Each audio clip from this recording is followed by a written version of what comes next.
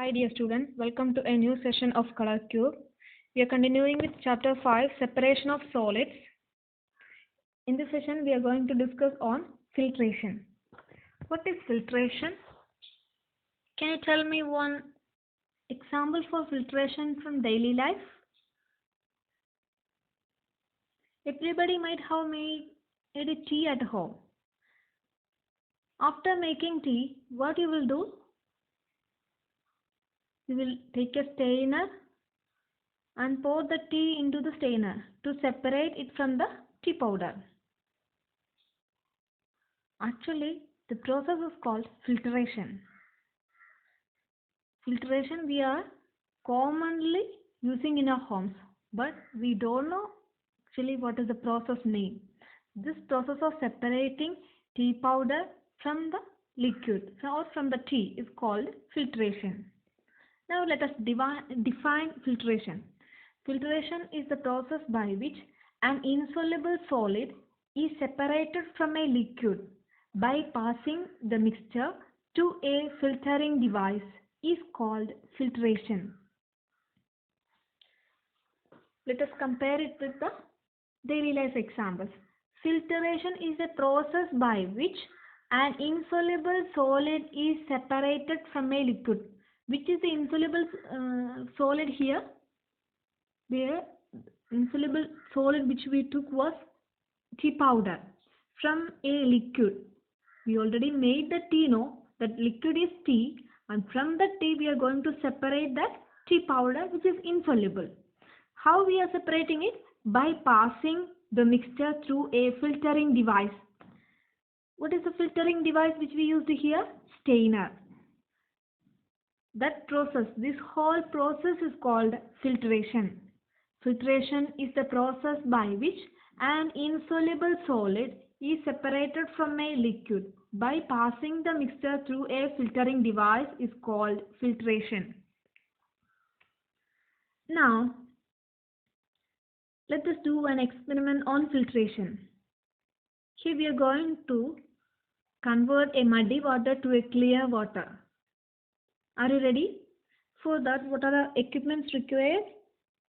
A flask of muddy water I took. Then a funnel is here.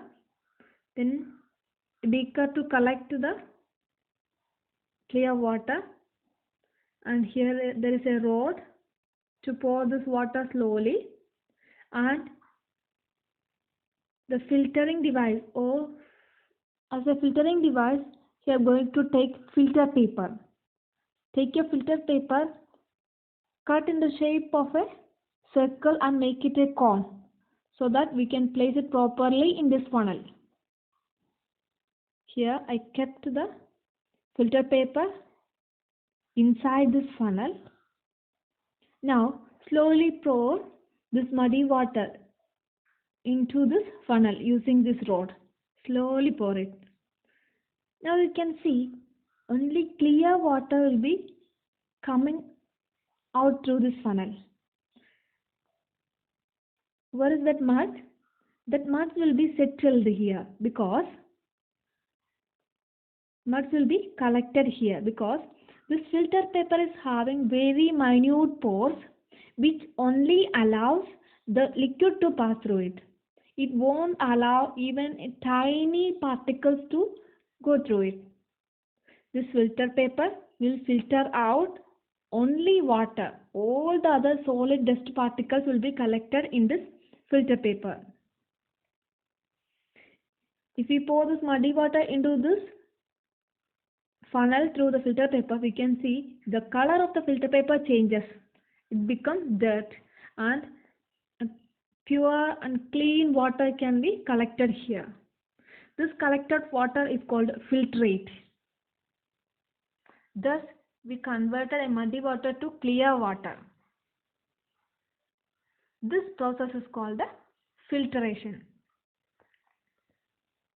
During filtration, the insoluble solid is retained in the filtering device, whereas the liquid passes through it. Only the liquid is passing through that filter paper. It is important that the particles of the insoluble solid are bigger than the holes in the filtering device for them to be retained in it. That means the filtering device which we used here was filter paper. That filter paper is having very fine pores, very tiny pores, which do not allow the dust particles and impurities to pass through it. Here, a filter paper is a filtering device that has very fine pores in it. Now let's see where we are using this filtration in the daily life and all. One example we already learned in the case of making tea, separating tea powder from the tea. And another example is fruit and vegetable juices are usually filtered before drinking to separate the seeds and solid particles of the pulp. Here also we normally use a strainer to separate the pulp and the other solid particles from the juice. One more thing, for making paneer, the method of filtration is also used in the process of preparing cheese or paneer in our homes. Did you know how your parents are making paneer or cheese at home?